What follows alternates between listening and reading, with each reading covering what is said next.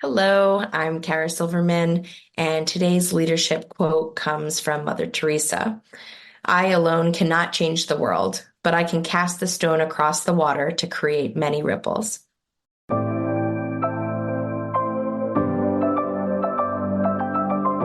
The Leader Assistant podcast exists to encourage and challenge assistants to become confident, game-changing leader assistants.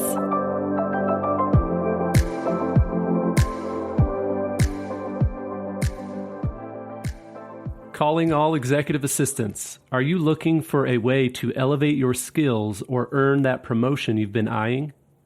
Nova Chief of Staff's online certification course provides you with the knowledge and confidence you need to stand out on the job. Whether you want to land your dream position or level up in your current role, Nova's self-paced course gives you hands-on practice doing what chiefs of staff do every day. Visit leaderassistant.com/Nova to learn more and secure your spot. That's leaderassistant.com/NOVA. Hey friends, welcome to the Leader Assistant podcast. It's episode 261, and I'm your host, Jeremy Burrows, and you can check out the show notes for this episode at leaderassistant.com/261. Today, I'm excited to be speaking with Cara Silverman. Cara is the manager of executive support at Duolingo, and my wife is always doing the Duolingo language. She's learning Spanish, and I always hear the little ding in the other room from her accomplishing her little tasks to learn the language. So, very familiar with that app. But Cara, welcome to the show. Thank you. I'm really excited to be here. And what part of the universe are you living in? Yeah, I live in Jersey City, so right outside of New York. Okay. Are you from that area? Yep, I'm born and mostly raised in Jersey. I've been working in New York for like something crazy, 15 years or something like that. So definitely home. Awesome. And tell us something about yourself personally, your favorite hobby, your favorite song, your favorite movie, anything like that.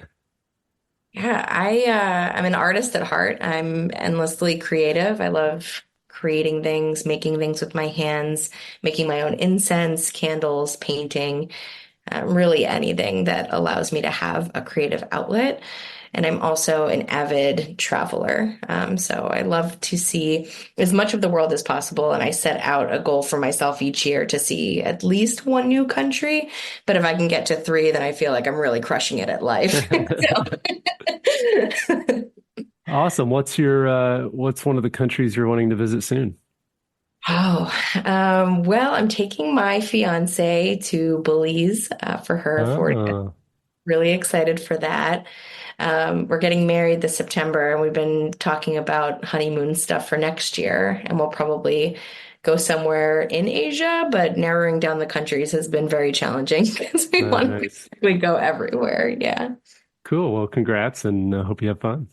Thank you. All right. Well, let's talk about your career then. What got you into the assistant role? It's really funny because I never thought that I would be in an administrative role. I kind of fell into it. I took an entry-level job as an office assistant and started diving into work there and realized like, wow, I have a knack for this. I'm really good at organization and reading people and figuring things out. And it kind of took off from there. And I've worked in a lot of different industries with so many different leaders and have realized that I really find it fulfilling. And I love the many dynamics that come along with it, like beyond calendaring, the travel, the event planning, the thought partnership, and really being able to feel and see an impact of, the work that I'm a part of. So I found it to be, an incredibly rewarding career.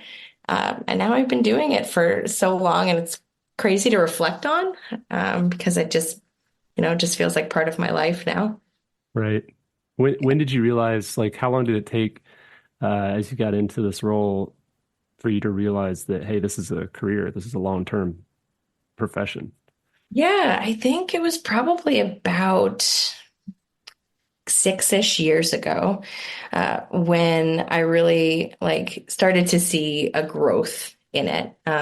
In the beginning, I didn't necessarily see a career ladder, or, I saw a lot of people becoming an EA and wanting to step into something else, but not as many, career focused EAs or ones that were becoming managers or anything like that. And I also started to see that it started to become a more sought after role because of the level of involvement. And I started to see the shape of being an executive assistant start to Mm. shift a little bit.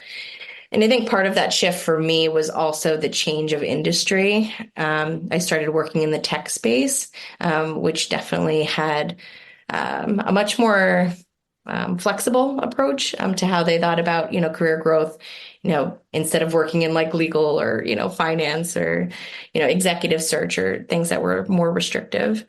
And once I started taking on more interesting projects and things that really got me excited and I found to be a lot of fun, I was like, I want to do this forever.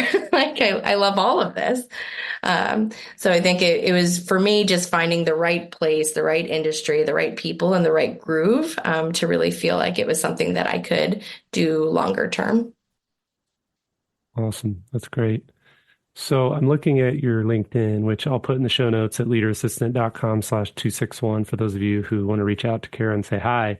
But I was looking and, you have a really, really interesting title journey. I'll call it. I'll call it a title journey. So, you've got, let's see, get this to load.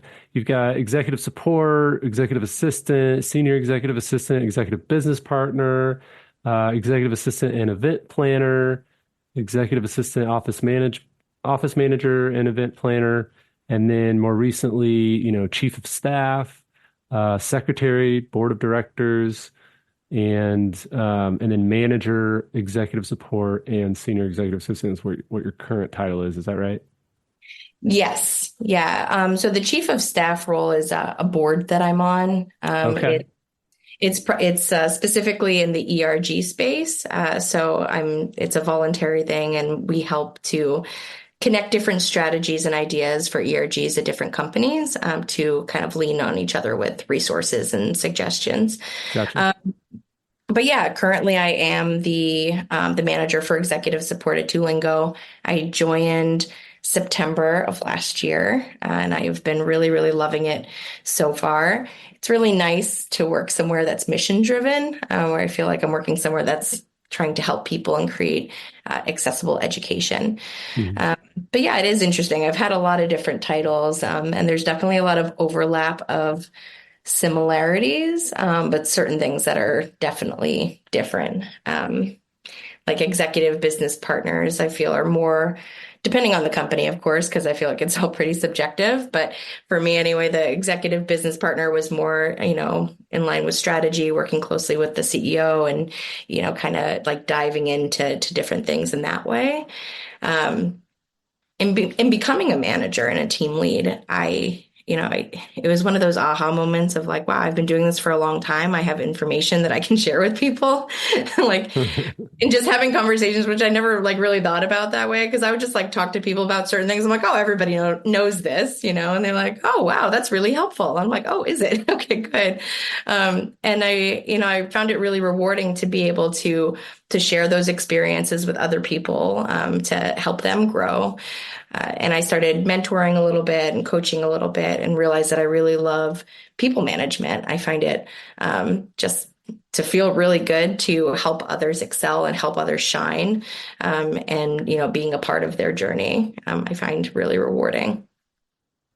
Great. So what's your best number one tip for the assistants listening who would like to manage executive support or executive assistants in the future?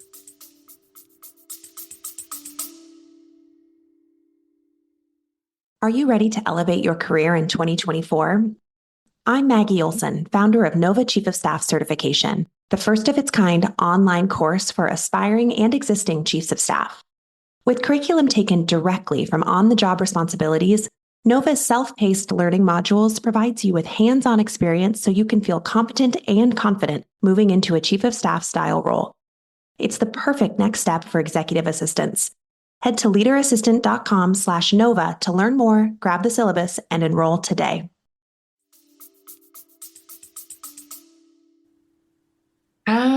That's a great question. I would say to, really think about people management of like, there's so many parts of it that does, feel good.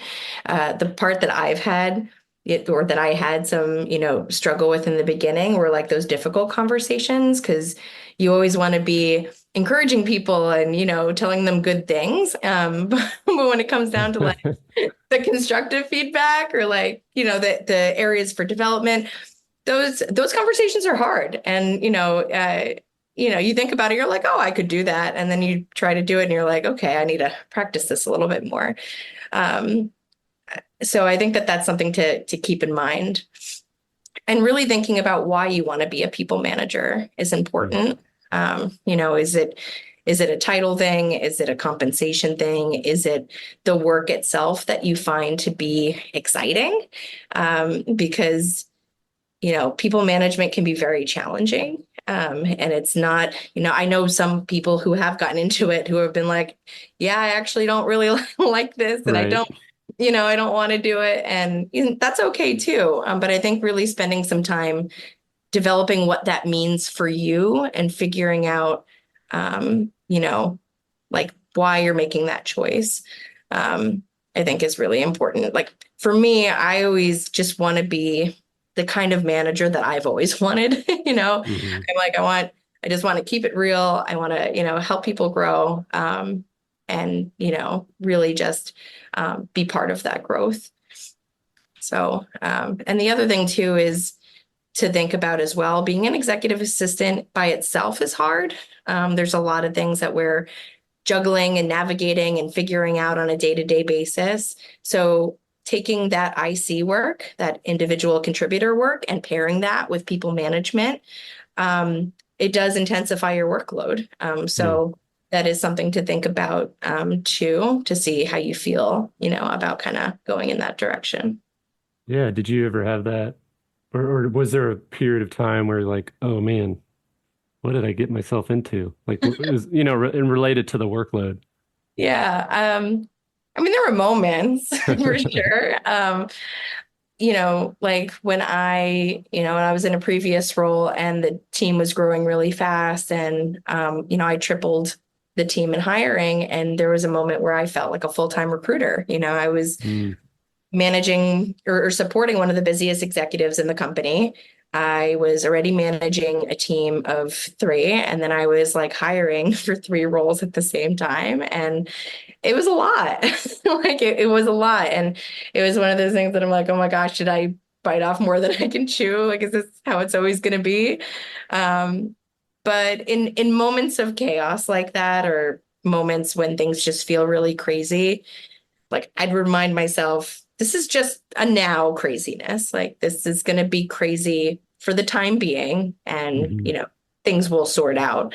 And they did, but it's a little hard to think of that right away or feel that right away when you're, like deep into it. Right. Uh, but I'm Yeah. also one of those crazy people who kind of thrives in chaos. So, so it also depends on, how you function, how you work, and kind of like what makes the most sense for you.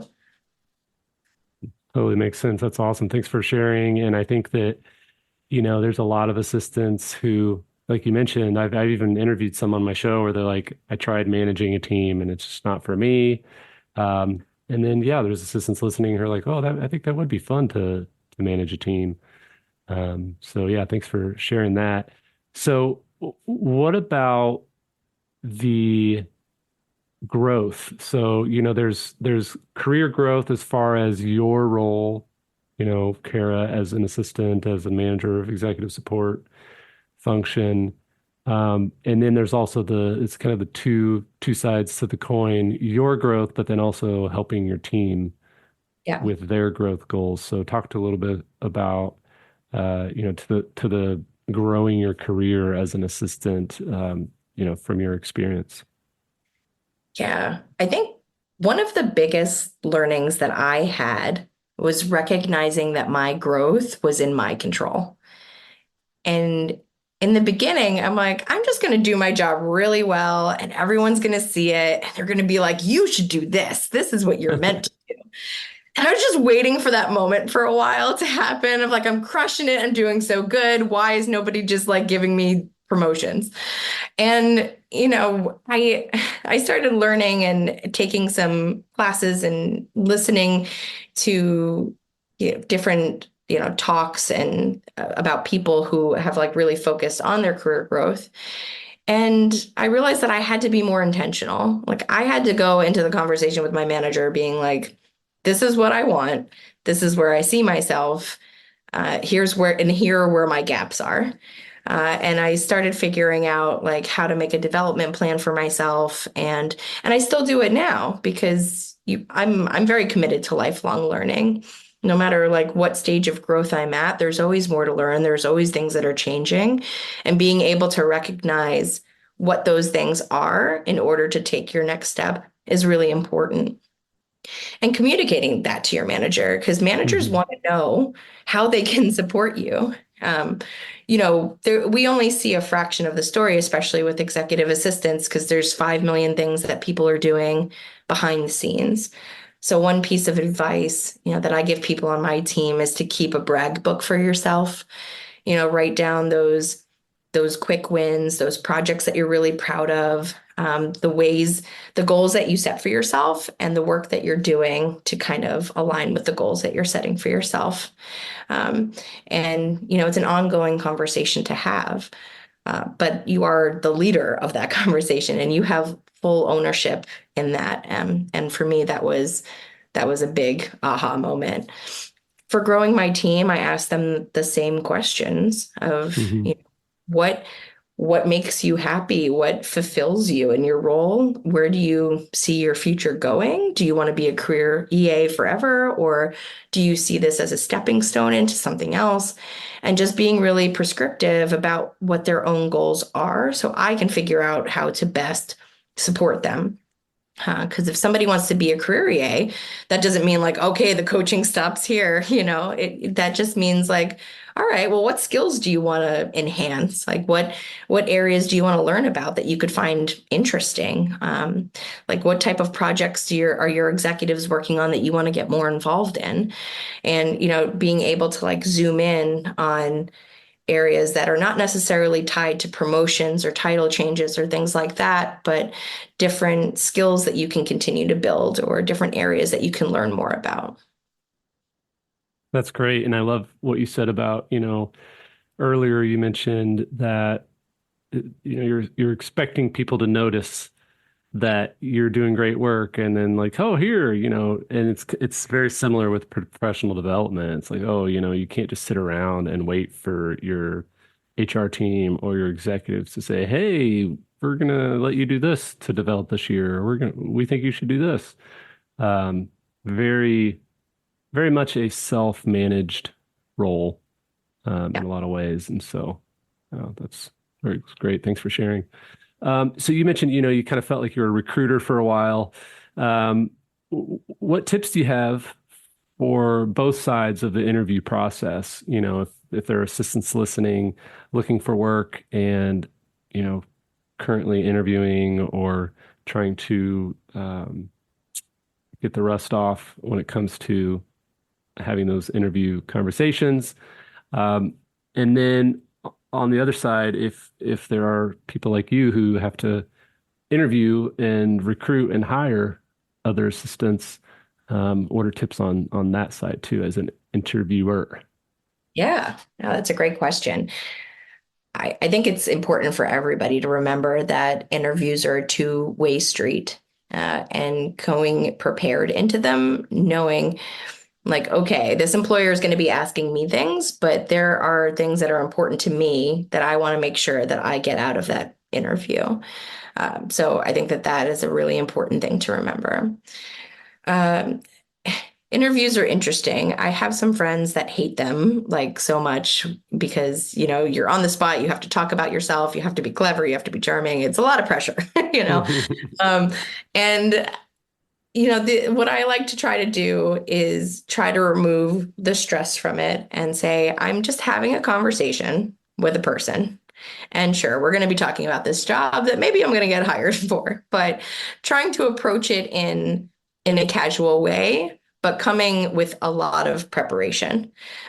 So it's important to do your homework on the company, on the role, and specifically really going through the job description and taking out some of those bullet points of what they're looking for and tying that into your own experience. So you can say, all right, here's 3 bullets that they mentioned, and here's 3 things that I did that tie into these different things, and making sure you weave that into your conversation. So I always go to interviews with notes on one screen or half of the screen or whatever, that I'm able to make sure that I'm hitting those points. And the other part of it is they're probably going to just ask you something that you're not prepared for. And it's important to just be honest. Just take a deep breath beforehand, because I've seen a lot of very nervous people. And I think just taking a moment to just go in and just clear your mind, I think can be helpful. Being a hiring manager, I mean, I kind of look for the things I mentioned, right? Like I look for people who have a really strong grasp on the role that they're applying for and really have like an understanding of what it entails, and then can kind of walk me through, their journey, their own goals, and kind of how that mirrors what the job is that they're looking for. So, before I joined Duolingo, I was very interested in the job. So I did a lot of homework. I watched, their DuCon videos. I was, reading articles about them. I did a lot of homework, and I was like dropping quotes in there, like just Nice. sure, like that I found the opportunity to show like I was paying attention, and they really did appreciate that, and I think that those details, they do matter.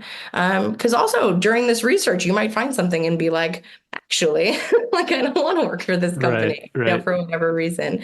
So it's also for your benefit as well, to really get to know, where they're at, like what they do, what matters to them, so that you can be just comfortable and prepared. Because I think if you're also more prepared, you're going to just be a little less anxious, because you're going to have like some stuff in your back pocket that you're able to, bring with you. Yeah. Yeah, it's when I speak, I'm an introvert and I can put on my extroverted hat if I need to. But when I do public speaking, it's like people are like, well, how do you go up and whatever? And like I'm just super prepared. Like I prepare, write out everything I'm gonna say, practice it until I'm just like super confident, like, oh, I could go give this speech in front of thousands of people because I'm so prepared.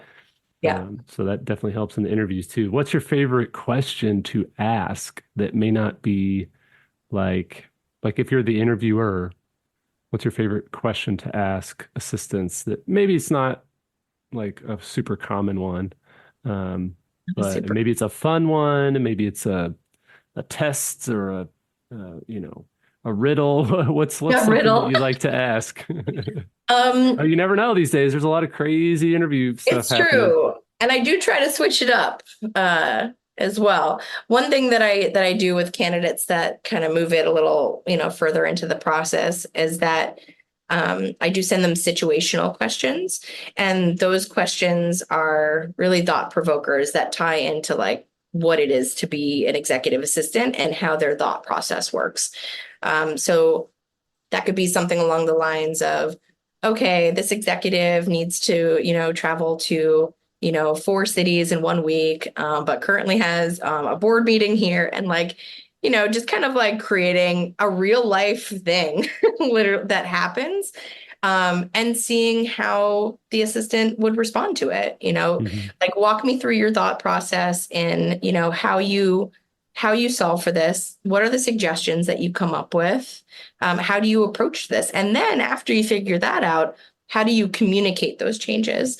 And I think that kind of gives like a full picture of like the start to finish problem solving.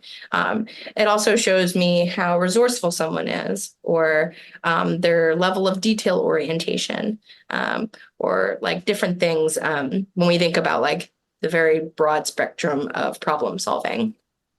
So that's one example, and another one could be, tied into event planning. The EAs, a lot of EAs, most EAs these days, but especially at Duolingo, plan a lot of different events, whether they be offsites or dinners or team building or anything like that. So I always throw in a question to kind of show me how somebody walks through like their thought process for event planning and the questions that they ask, and how they make sure that they're set up for success and have everything that they need. Nice. And do you try to send those scenarios ahead of time so they can come prepared, Oh or do yeah. you kind of hit it? Okay. Yeah. Yeah, that's more of like a take home. Gotcha. For like, I'm trying to think of like a good on the spot interview question that I ask on like live, and the only Uh-huh. that coming into my head are more of the traditional ones. Um, I know there's one question. I'm not sure if this falls into the category of one of the typical ones, but I always find it very interesting to ask about a challenging personality type that somebody has worked with, and what made that person challenging, and how they navigated that to create a strong working relationship. Um, I find that really interesting, especially in terms of being an executive assistant, because there are challenging leaders out there, and people have different ways of communicating and operating. So it's interesting to me to hear an example that ties to that. Hmm. Love it. Well, thank you so much for sharing. I know there's people listening right now that are on the job hunt, and I can just hear them jotting down note after note to help them prepare for their interview process. So thanks for doing that. Yeah, happy to. So, okay, so what's maybe a funny or interesting or crazy story throughout your career as an assistant where you saved the day, or where your executive at the time asked you something to do something that was just out of left field, or anything like that? Is there any sort of nugget that you're like, hey, if I write a book someday, this story has got to be in it, for the assistants of the world? It's so funny because there's probably 6 million of those moments, and Right. trying to pinpoint any of them is challenging because they I all kind of know. they all kind of blend together. I'm like, every day, something, Right, right. you know? Well, I kind of put you on the spot, you know. It's like when No. I was writing my book, I had a friend of mine who had written a couple books, and he's like, you know what, just write down stories. Just anytime you think of a story, write it down, because you never know when you're going to be able to use it. And so I'm kind of putting you on the spot here, but No, it's fine. This is slightly different than what you asked me, but there's one thing that pops out into my head, which was a very big learning moment for me. I used to work somewhere where I was taking over support for two leaders that nobody on the EA team wanted to support. And one of them was like, well, you can't ask him questions. And I was like, what do you mean I can't ask him questions? They're like, you can't ask him questions. And I'm like, I don't know what to do with this information.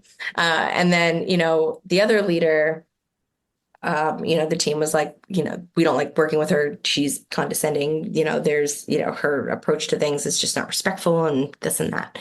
So I was like a little nervous at the beginning. I'm like, okay, so I'm taking on these leaders. I'm brand new here. Don't know what's going to happen. Going to figure this out.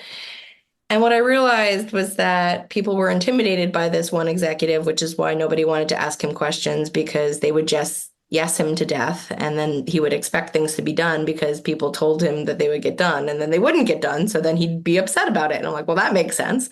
And, I started realizing that there was a huge disconnect with certain perceptions that some people have about certain leaders just because of their own working styles, or the way that they interpret body language or tones of voices, or things like that. And I found that to be like a huge learning. I was like, I actually really love working with both of them. I don't know what you were all saying. Um, Did they ask for crazy things? Sure. Well, so the craziest thing that I can think of was not actually from an executive directly, but I was asked to plan a company holiday party, or take over the planning for the holiday party. And Mhm. uh, it was October, and this was an event for like 400 people. And I was like, all right, well, you have a venue, right? And they're like, no. And I'm like, oh, well, Uh, we should probably figure and that you're out. like, oh, when is it? Oh, it's next week. Oh, okay. Yeah, like 400 people, New York City, Christmas time. Cool, cool. So Wow. yeah. So I like, work through the weekend to like make it happen, find venue options, like figure stuff out. And after I like negotiated a place down, I was raised by a salesman, so shout out to my dad. But I like negotiated them down to the budget. I put together a proposal. I was like so proud. And I went, I'm like, look what I did. And they're like, actually, we're cutting the budget in half. Oh, wow. I know. I was like, okay, okay. I'm going to make this work. And at that point, I was like very committed. I was very like, we're going to make this happen some way or another. And it did. It happened and it was wonderful. But it was definitely one of those moments that kind of put all of your resourcefulness, patience, grit to the test Yeah. to like try to make something happen. Did you go back to that venue and negotiate down again, or did you have to find a different option because I it had was to too find a far? different Yeah. venue. I Uh, basically got them down to like the lowest that they would go, right, right. which is why I was so proud because like that was already Wow. like beyond, Um, but You learned some good negotiation skills that you, I'm sure, have used in your career since. yeah, and you just, it was a reminder that you just have to roll with things. You know what I mean? Like changes are going to happen, budgets are going to change, teams are going to shift, things are going to be crazy. And I feel that executive assistants feel that in a much more profound, different way than a lot of other teams do because we're supporting the people who are overseeing a lot of these changes. So yeah. Yeah. Got to embrace the process. Yep, gotta. Awesome, Kara. Well, congrats on a great career, and thank you so much for taking a few minutes to share your story with us. Um, is it okay if people reach out and say hi on LinkedIn? Yes, of course. Awesome. Well, again, for those listening, leaderassistant.com/261, and you can check out the show notes there and get linked to Kara's LinkedIn, um, and say hi and reach out and connect with her. So it's been a pleasure speaking with you, and I wish you all of the best. And it's fun working. It's fun working in the tech world. I work in the tech world as well, and it's always fun speaking with an assistant in the tech world. So yeah, thanks again for being on the show. Yeah, thanks so much for having me.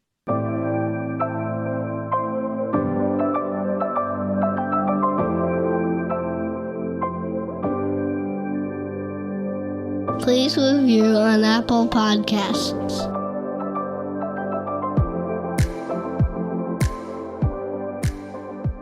GoBulls.com